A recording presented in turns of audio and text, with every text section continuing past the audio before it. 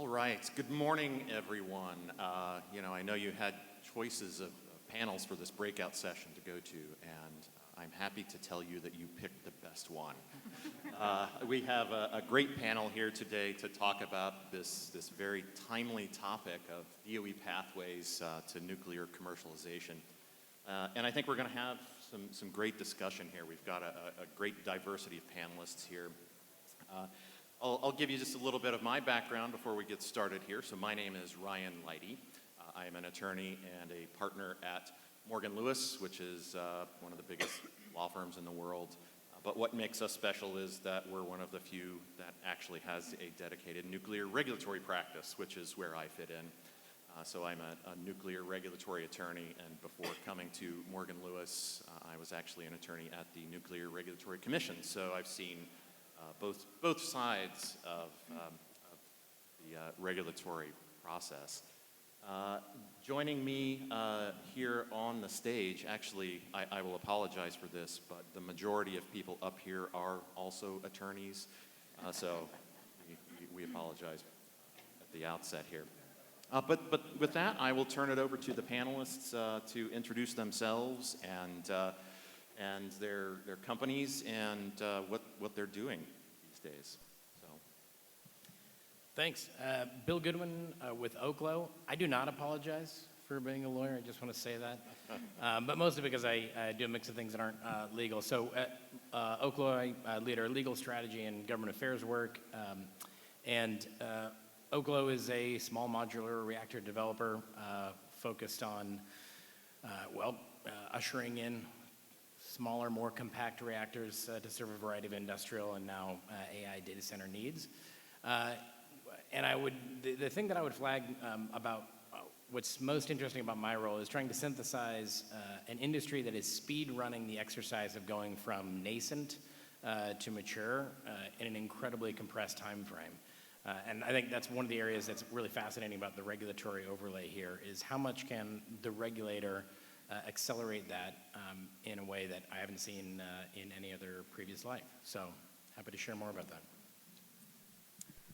So I'm Christina Walrond. I am not an attorney, although I thought about that path at one time in my life. So I lead some of our government work at X Energy. So we are a high-temperature gas reactor technology developer based out of Rockville, Maryland. But until recently, I was a senior advisor at the U.S. Department of Energy, where I oversaw the Advanced Reactor Demonstration Program, led the strategy for the Gen 3 Plus SMR program, and then also worked on the Pathways to Commercial Liftoff report.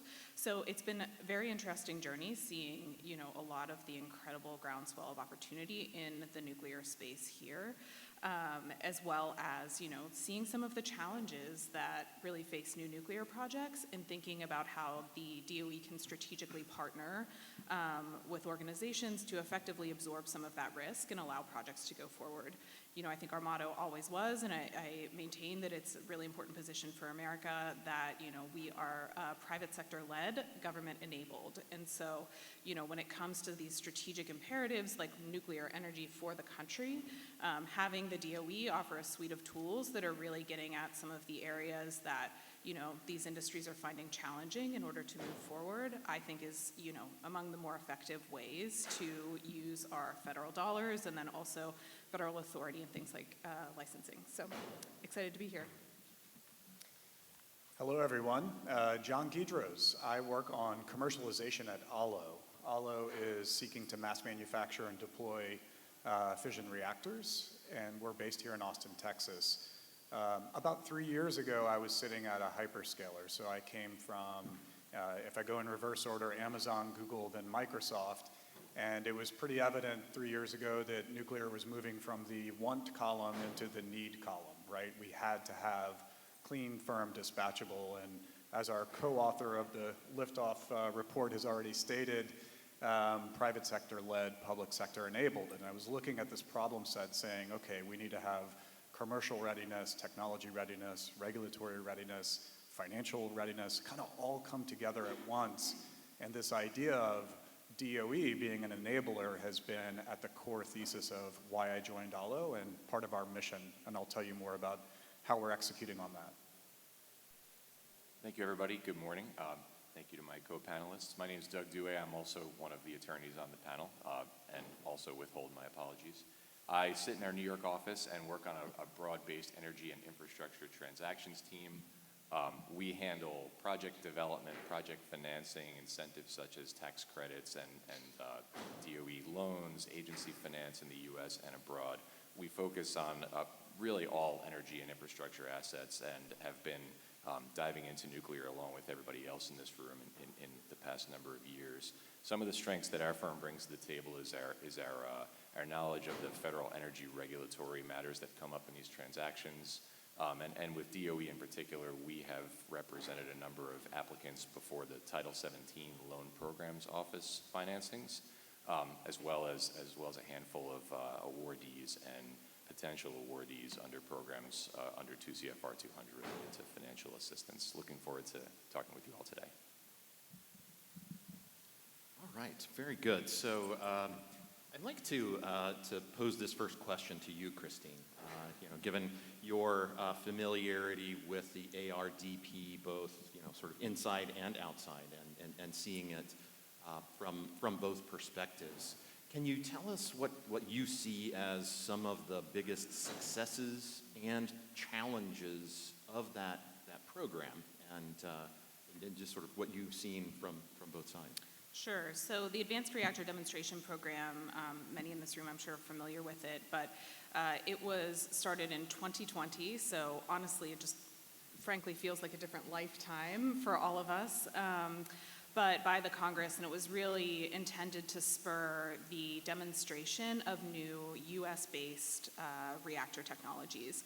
So one of the things that sometimes isn't talked about, there were multiple pathways in it. So there was the demonstration pathway, and X-Energy is one of 2 recipients of those awards. And so I should have mentioned, but our first project here is actually being built in Texas with Dow Chemical Company, which I think is, one of the main successes to point to for the Advanced Reactor Demonstration Program.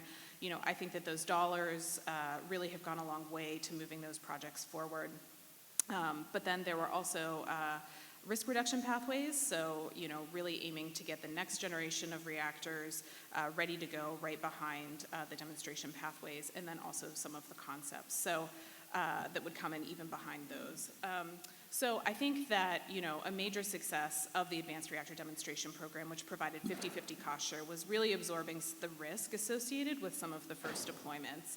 And my perspective as well is that, I think that it has really started to open the door to the use cases for nuclear energy that we're seeing today. So, our project with Dow will be the first time that we always say in North America that a nuclear reactor is co-located with a manufacturing facility and will be providing both electricity and high temperature steam for those processes. And really this advancement in these new designs is what's allowing nuclear to serve that purpose and really unlocking this new market segment. So, the Gen 4 designs, their enhanced safety case allows the co-location that makes it possible. Steam does not travel well. So it makes it possible to site reactors near manufacturing facilities and use them in this way. And I think it also really laid the groundwork for the AI boom and the need for additional generation to support that, and the role that nuclear could play in it. So I think, that has been a huge success of the program, really continuing to make sure that we have these designs that are primed and ready for, this moment where we're seeing such increase in electricity demand as well as new use cases for nuclear energy. But I think that there are a few challenges associated with it. So one, I think that even with 50-50 cost share, ARDP, and having lived this on the DOE side, it shows how challenging it is for utilities and other traditional end users to sign up to first-of-a-kind projects. And we're seeing the long shadow of Vogtle, I think, really being something that we need to manage as the nuclear industry in terms of conveying what the challenges were there, not having it be a black box, and show how we are really designing our projects differently. But there have been a lot of projects and partners that have come in to look at it, and I think that we really commend Dow They are truly a partner with X Energy on building this project. They're bringing their mega project expertise to it and are really in the weeds with us. But it is not easy to have someone go first. And it really is, that partnership that has laid the foundation for what is now our 5 gigawatt order book with Amazon, as well as our 6 gigawatt order book with Centrica in the United Kingdom. So without ARDP, that doesn't happen. But at the same time, I think that, you can't understate, or you can't overstate the challenges that are still there even on any first-of-a-kind project. Yeah, I think that's exactly right. And as Christina knows, so we represent the Dow Chemical Company in that project, and it's great to work with X Energy. But she's exactly right that that's part of the commercialization path, is that 50-50 cost share. That's what has really enabled a project like that. And so Could I chime in just real quick on that? And maybe this is just planting a seed, I think, for future conversation. But I think there's two perspectives you can look at the way to get new projects going. And I think one is de-risking, and I think the other way is enabling risk-on actors to move faster. And I think they're twin sides of the same coin. But I did want to plant that seed because the inverse is also true. A 50-50 cost share comes with a lot of liability in the sense that you have to work with the government, you have to comply with a lot of government overhead and requirements. And what you just described is trying to work within the existing system, particularly existing customers like utilities, who have a set of constraints both on how they deploy capital and how they approach regulatory processes, and what types of risk they're willing to take. And the other side of that I think we can, might be an interesting bookend for this conversation, is what the current DOE is doing to try to increase certainty of change so that you can have the capital that's comfortable with uncertainty come into the market. And I think actually, you guys represent an interesting combination of both, given the Amazon relationship and the ability to transcend that paradigm. But I just wanted to flag that it's a different way of looking at how you approach that first-of-a-kind challenge.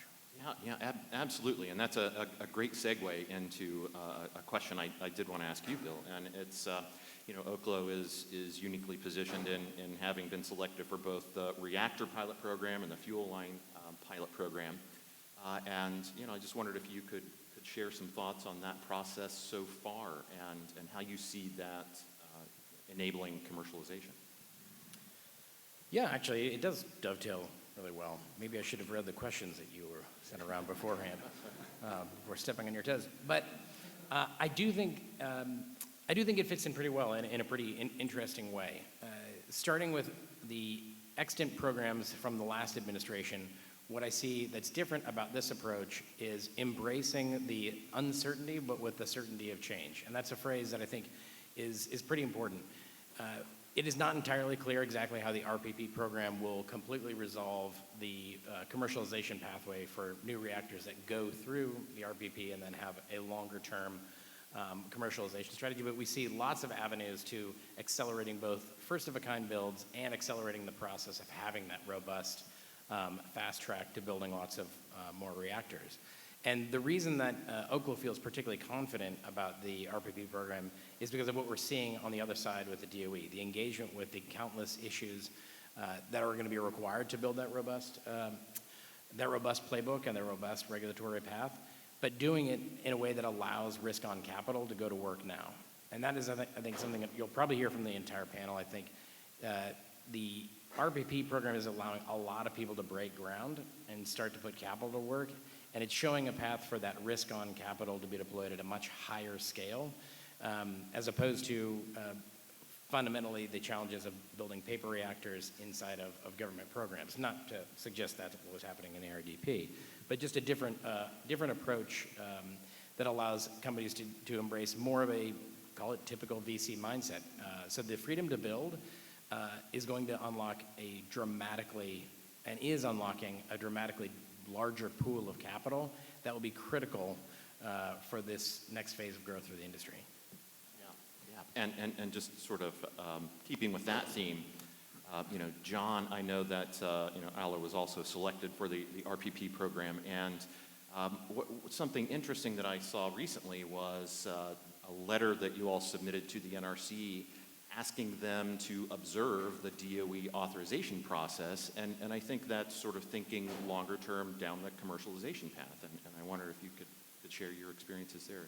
Yeah, thank you for that question. I mean, I see our CEO, Aalo CEO and co-founder in the back, Matt, and Matt said something a month or two ago to me that really resonated, which was, it's not enough to have a big wave, you also have to be a good surfer. And I think that's kind of where the industry is in the moment, right? The demand side of this story is undeniable. And the first time you see that 100-foot wave in Portugal on the great documentary series, 100-Foot Wave, which I recommend, it's stunning, right? The demand side is stunning at the moment. And surfers couldn't get on those waves until jet skis came along, and you could run the metaphor as long as you like, and that's where we are as an industry. So Aalo has its origin story from the Marvel program at DOE, which is the first approved advanced reactor for construction in, 3 decades or so. And that's our founding team. And so what attracted me to Aalo in part was this idea that you could run with the DOE very quickly to build a full plant, not just demonstrate one reactor, and then convert that over to NRC applications and learnings with real empirical demonstration data. And that's exactly what we have been planning to do even before the reactor pilot program has come along, which now we're proudly a part of, and it now harmonizes even more than it would have in the past. So next week, actually, we'll be doing our product design review, and the NRC will be observers alongside DOE in that process. So hopefully we're all learning to surf big waves together. Yeah, that's great. And Doug, your experience in this realm is includes interfacing with the Loan Program Office at DOE, and I wondered if you could tell us a little bit about what you're seeing there in terms of current priorities and legislative changes that have happened very recently. Sure, thanks very much, Ryan. So the Loan Programs Office runs the Title 17 financing program, and there are a number of different authorities that are subcomponents of that program. It was really reinvigorated a few years ago under the Inflation Reduction Act of 2022, when a large number of additional lending authorities and appropriations for what are referred to as credit subsidy costs, which is sort of a reserve that the federal government sets aside, were made available, and really that, together with a very energetic LPO at the time, reaching out to various members of the market, be they vendors of new technologies, including the nuclear space, other project developers, as well as the electric utilities around the country, resulted in a lot of uptake and a lot of awareness.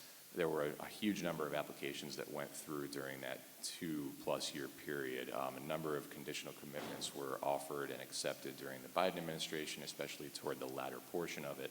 A good handful of closings as well. The biggest programs, I think, for the folks in this room are probably what are referred to as the Innovative Supply Chain and Innovative Energy Financing Program. That's really two parts of the 1703 program. And generally that will finance US-based projects that satisfy certain criteria related to novelty in the market and not being deployed a whole lot around their area or around the United States more broadly. The other side is the 1706 program, which, as Ryan was alluding to, was revised recently under the One Big Beautiful Bill this past summer. It's now referred to as Energy Dominance Financing. It enables about $100 billion, I think it's currently more than $100 billion of available principal headroom, a significant amount of appropriations remaining to defray that potential upfront credit subsidy cost. And it really is very open-ended. We have clients who are interested in exploring it for anything ranging from nuclear projects, electric utilities looking to upgrade their grids and implement other solutions, mining and minerals projects as well are looking to tap that. I think that's probably most of the current recap. Maybe I'll save the rest for a later question. Okay, well, we'll actually, we'll stay with you, Doug, for this, and I want to ask this of all the panelists. We'll just work our way back down this way, but from just where we find ourselves in the moment, a confluence of bipartisan political support, an administration that's willing to think outside the box, and this sort of openness to rethinking the paradigm that we haven't seen for quite a while. What would you change inside the DOE programs that you're engaging with? What could work better? If you had to drop something in the suggestion box, what would that be? I'd like each of you to give us your thoughts. Starting with me? Yes, please. Sure, thanks, Ryan. Well, I was really intrigued by what Bill referenced before about enabling risk-on capital. One of the things we've heard from the community of potential users of DOE financing in the nuclear space over the last number of years is looking for products such as cost overrun insurance, ways to have the federal government, what Bill was describing helpfully as de-risk the projects. And there certainly is room for more of that conversation. And I think many of us would always encourage the current administration and Congress to think about offering up those sorts of programs. Potentially, those could be in the form of price supports that we're starting to see in some other deals that I can discuss outside of the nuclear space, or just enabling additional debt facilities or other sources of funding that could come in to provide that certainty that's really needed to enable long-term senior debt to take hold, whether it's corporate structured or project finance structured.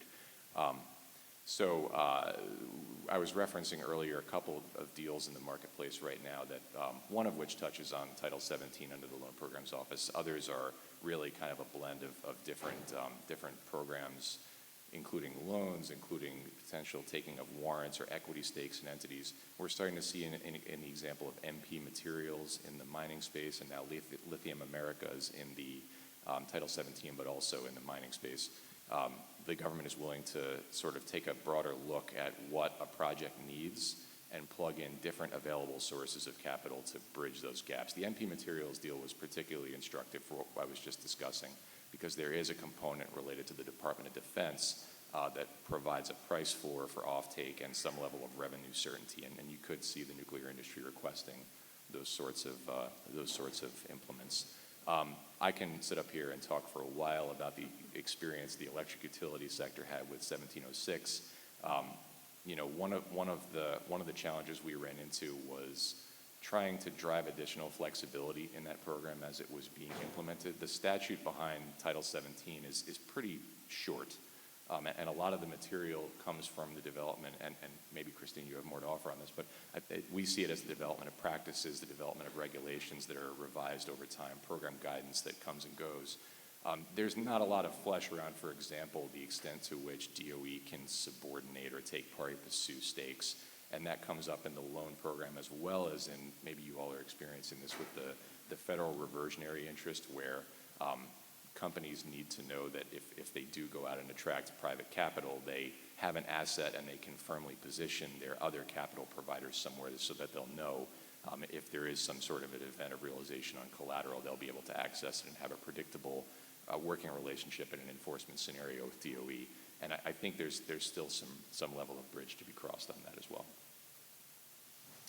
Yeah, those are really thorough, great ideas. I mean, the capital stack enablement in particular, regulatory streamlining. I'll offer in addition to that, we as an industry talk a lot about first of a kind to nth of a kind, right? Folk to noke. I think we need to say first of a fleet and really be thinking, that's my job as the commercialization lead, is to think about that next phase post-demonstration. And so I'm curious what DOE could be doing around site enablement programs, whether that's prepping brownfield sites, plussing up existing nuclear sites. Maybe there's some more things we could be doing with the OR SAGE tool as an example. The project developers around nuclear that are emerging, and there's some in this room, I think are a little bit hamstrung, right? Because they have to focus on Gen 3 kind of licensed technologies at the moment, but we know the Gen 4 stuff is coming. So how do those two things come together? And if we look at gas, natural gas today, its bottlenecks are not technology, it's not really regulatory, right? So let's imagine nuclear is in that space. We need interconnection, we need site, we need permitting. So I'd like to see DOE lean into site enablement programs. Yeah, so a few things. On the grant side, I think that, you mentioned some of the challenges that come alongside with cost share. DOE has historically really been an R&D focused organization, and as we increasingly move towards the DOE really enabling these, commercial deals, making sure that the grants are aligned with the milestones of the the private sector, so that you're really looking at the DOE as essentially a co-investor in a project. I think that's really important versus, the sort of old school allowable, allocable, and reasonable, just sort of rolling on a timeline basis on a project where you essentially can wind up on these projects that are bridges to nowhere. And I think that, every project that we're working on has an impact overall in the industry to all of the others. So we have a duty, and the DOE has a duty to really ensure that they're carefully stewarding, the projects that they have towards true commercial viability.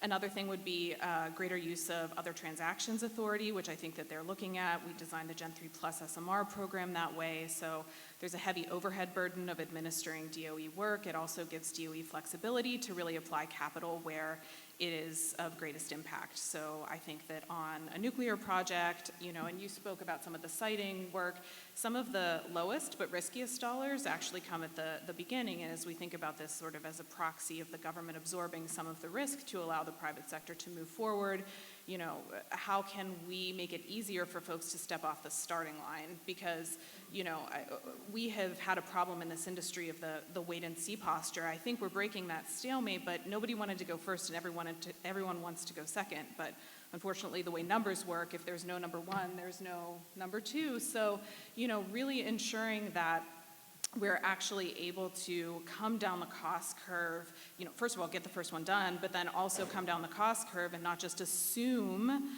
that, we are going to get the learnings that we lay out. And so that's early site work to make sure that you have the fast followers there. And then it's also capital, I think, right in the middle of a project when you're still reasonably far away from, actually getting electrons on the grid or steam flowing to your facility, but you need to order long lead items, and so that is a riskier pool of capital. And then actually, sort of the $1 billion scale and not necessarily for all projects, but the bulk of the funds that come on the construction, that is a problem. But by the time you get to that, we have a lot more traditional financial instruments to work those challenges. So I think the DOE thinking strategically about how it can align with the private sector milestones and then also accelerate through those, real challenging points to make sure they have the order book lined up is important. When it comes to the Loan Programs Office, there are two things I would say. One is that there's this concept called the denial of double benefit, which means that if you have taken grant funding, you cannot take a loan on the same project. And I think that, removing that would be a relatively quick fix and would just give more tools in the toolkit for big nuclear projects. And then the Loan Programs Office has also historically been unable to loan to projects in those earlier stages. So for some of the development work for those projects, and again, that's some of the riskier capital associated with these projects, and being a bit more flexible to really be able to put forward some of those dollars from the government to offset that risk, I think would really help us have sort of the commercial order book lined up to get to where we know we want to go in an industry. Well, for all the members of the DOE who may be lurking in the audience, you're doing a great job, and I have nothing to criticize about your work. Okay, all right, I don't think there's anyone in here. All right, so more honestly, no, I kid. I think this is where we may see a little bit of daylight emerge between the different panelists, but I think there's an interesting bit of nuance here, especially as we kind of walked through the whole spectrum. If I could commend some heuristics to the DOE, especially as we think about capital, I think they'd fall in three buckets, which is that the DOE's actions should focus on accelerating what would happen otherwise. So you can measure success by pulling in a timeline from the right, by enabling projects, but the ultimate measure of success on the DOE side, to the extent that they want to stimulate the market, has to be things being built. And then the third category is to the extent that you want to interfere with market pricing, market dynamics, which is, I think always a challenging task, but in a heavily regulated industry, sometimes is a necessary step. How much are your interventions levered to private capital? So if we break those down a little bit, one of the things that I think is pretty abundantly clear just from the beginning stages of the RPP program is, given the opportunity to spend risk on capital, private companies will do it. You saw it in the overwhelming response, and then you saw it in companies like Oklo, like others on the panel here, who are eager to put money to work at risk. And so absent the program, that still would have happened, but it would have happened over a much longer timeline.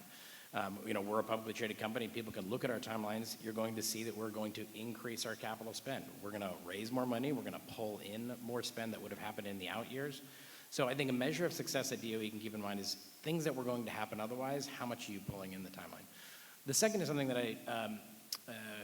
I use as a reference, not just for DOE, but also for the Energy Dominance Council, which is a measure of success is how quickly projects are actually enabled.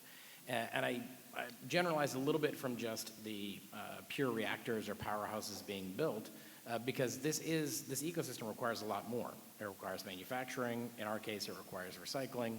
There's fuel production.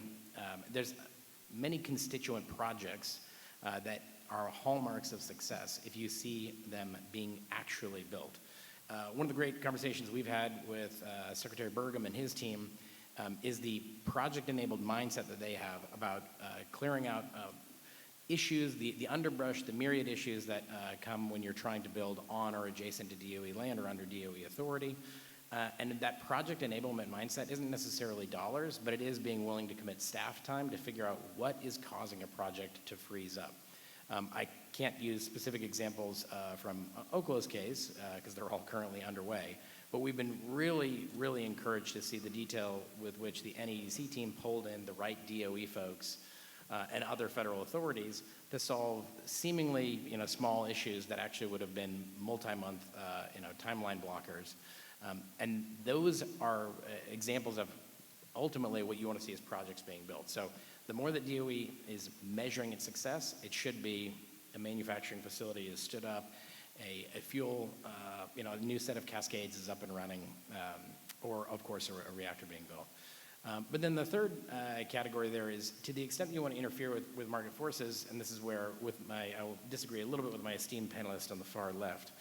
But if you look at things like the MP Materials deal, one of the biggest challenges is if you put a price support on one particular supplier in the market, you've completely distorted the market. If you go on balance sheet with a equity investment in one player, as we've had to do in the critical mineral space, necessarily it's a bit of a zero-sum game to a certain extent. Others that are in that relatively small illiquid market are going to be disfavored from a capital perspective, and you're going to lose a lot of the market signaling effect that helps correct capital allocation to occur. So the suggestions and the interventions that we have proposed to DOE are look at areas where your capital is levered against private capital. Meaning, if you want to intervene to take down a risk on a project, do it in a way that the commitment that the Department of Energy makes is immediately matched or is essentially pre-matched by a 10 to 20x investment of private risk on capital. And I think that's a really useful heuristic that you've seen in other parts of the federal government. You saw it in aviation, for instance, the development of the advanced aviation ecosystem, overwhelmingly privately financed, mostly on the back of regulatory permissiveness, and each of those steps unlocked billions and billions of dollars of capital. It's a great metaphor to keep in mind because you are essentially throwing the burden constantly back on private industry to put their money where their mouth is. And the reason that that's so important for everything that we're talking about here is we're in the middle of perhaps the greatest combined capital expenditure that humanity has ever attempted. Certainly, it's difficult, of course, to measure against medieval and collective capital efforts of antiquity, but what we're doing with AI infrastructure is on par with the railroads of the late 1800s. There isn't another robber baron era in history that massively exceeds what we're trying to do. We're talking about individual companies spending more than $100 billion a year on this infrastructure. The numbers are truly staggering. We do not need government dollars to go directly to solve this problem. There is ample capital to solve it. And we should be leveraging that demand, that enthusiasm, and that interest. And that's why I think the heuristic of private capital following government support is such an important measure of success. Yeah, it's really interesting. So I asked you all an open-ended question, and the overarching theme I really got here was about financial de-risking of the project, the different mechanisms, whether it's direct financial support or policy decisions. And I'm just going to jump. Sorry, I just have to jump in there because you said it again, the de-risking of the project, and I was going to save this one for later, but a minor rant on cost overrun insurance. we could not be more opposed to cost overrun insurance as a thing for a healthy, small nuclear ecosystem. I think that it's super important to encourage the right kind of risk taking. So that's the exact opposite of what I think our industry on the small nuclear side needs right now, which is not de-risking, it's allowing people to take that risk in the right kind of way.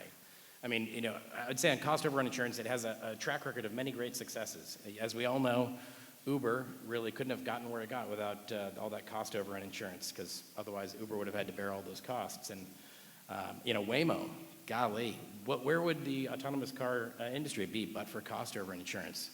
It's hard to imagine. Joby, eVTOLs, flying cars. Can you imagine not having cost overrun insurance and actually going out and building a flying car? Wild. All right, I'm obviously being sarcastic because there was no cost overrun insurance in any of those endeavors. But Bill, I'll slightly disagree, which is, it's not whether or not we're into cost overrun insurance. I think de-risking is inclusive of things beyond cost overrun insurance. So I still agree with Ryan's framing, and we should, as an industry, articulate to DOE all the different ways to de-risk a new deployment model, not just the technology investment, but a new deployment model. So I'm not arguing the overrun insurance point, but I am saying that de-risking can be inclusive of other things. Yeah, and speaking of other things, what I was getting ready to say is that I noticed nobody really brought up some of the other issues that the industry is grappling with, like workforce development and supply chain issues. I mean, does anyone feel that there is a role for DOE to play more proactively in those sort of non-financial spaces? Yes, I mean, the big supply chain issue I would say right now is, enrichment, domestic enrichment and HALO availability. And I think the DOE has taken steps, but frankly, I think they need to be moving faster on deploying the more than $3 billion of capital. But actually, to your point, I also think the DOE is playing in a space where they haven't traditionally, where if you are going, so for those who, the HALO availability program, DOE has effectively tried to break this chicken and an egg stalemate where, without the orders, the enrichers aren't super interested in making the investments in their facilities, and we could argue all day whether they have enough of a market signal, but let's just take that for a moment. So the DOE is essentially the assured off-taker. Well, DOE will set a cost. They'll essentially be the provider of last resort, and they will set a price for, enriched uranium as a part of their as a part of their program, which effectively is going to create, a market floor on the cost of uranium. And I think that this is an area where the DOE hasn't played in the past, and I think that there are a lot of potential unintended consequences to the way the market can operate. And frankly, I think an exit strategy is one that, it bears keeping in mind. But look, the other thing about the DOE is that there has historically been a real separation between the nuclear offices and the other offices. And frankly, some of the Advanced Manufacturing Office, Manufacturing and Energy Supply Chains Office, those are offices that could really play in the nuclear space, and they haven't necessarily in the past. So I think that it's incumbent on this industry. One of the things that we think about a lot is graphite, nuclear grade graphite, and it's not just an X-energy problem, it's going to be a problem for a lot of these advanced designs. And so, how can the DOE, really bring to bear some of the other programs that it has, and not just have this sort of bifurcated of, nuclear and non-nuclear, but really integrated to, achieve the objectives of the secretary. So I think there's a lot of opportunity there. I think the DOE does think about playing in workforce as well. I do think that this is a bit of a challenging problem where, I do think that as the orders come, as we start to see, more and more folks building, you will see folks, following and investing in those jobs. But we talk a lot about cost overruns, or we talk about, making sure that you deliver a project on time and on budget. But really, the supply chain and your workforce are huge components of that. So these are big problems, particularly the workforce side that Vogel ran into, and some of it had to do with the rework and all of these things. But, because we didn't follow up with another, AP1000 build, those skilled welders, those tradespeople, they're doing other stuff now, and they're going to be needed to be building, transmission, data centers, all of these other things in the economy. So we need to make sure that we've cadenced these projects in such a way that folks can really see the opportunity to build a career in nuclear, and that we retain that talent, not just to be available for the projects when we need them, but also to make sure that we have the skilled labor and the knowledge sharing that actually gets the efficiencies that you need as you start to put these things together. Could I jump in on the workforce? Yeah. I think you paint a very compelling and I think precisely the right picture, which is it's projects where you actually develop all the talent and the skill pulled together that then need to continue. So you need to have more builds occurring. And the best metaphor I think for this is what we have in nuclear is we have a placid lake of minimal talent development in new nuclear, and we need the kind of maelstrom of talent development that SpaceX occasioned in commercial launch. If you go back to the number of engineers that were picking anything space related, but particularly anything launch related in the early 2000s, the numbers are a piddling amount compared to what you see with SpaceX. And SpaceX is now, some 10 to 15 years later, really given birth to being an absolute massive talent generator, both through SpaceX and then all the ways that folks leave and then go off and found new firms. But part of that was because they got the repeatability of multiple launches and the ability to engage and continue to train and build that workforce. And I think that goes back to kind of this project enablement mindset. All the workforce development efforts in the world don't work if you finish building one reactor, one project, and you don't have that pipeline of opportunity. It's just the same, for the reactor developers on this panel. We have to have our order book stacked such that we can actually reliably deploy capital at the same cadence. So the two go together. Just coming back to the HALO availability program, though, I think it's a good example of what I was saying on kind of levered capital. Right now, it is fairly linear. The $2.7 billion that gets spent will get you $2.7 billion worth of value in a perfect world. What I'd love to see is ways that the DOE can leverage the private capital interest in investing in things that have an intrinsic value, like fuel, especially when there are customers for that fuel, like X-Energy, like Oklo, that have fuel needs for our future order book in the billions of dollars. How can we financialize that so private capital can invest in the fuel?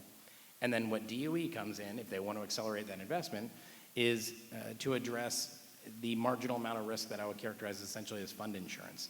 Those are the kinds of ideas where a little bit of commitment on the DOE goes a long way. And then at the end of the day, what you're not seeing are the second order effects you described, which is enrichers right now wait until the dollars hit their balance sheet from the project orders at DOE, which has the unintended consequence of actually slowing down their activity.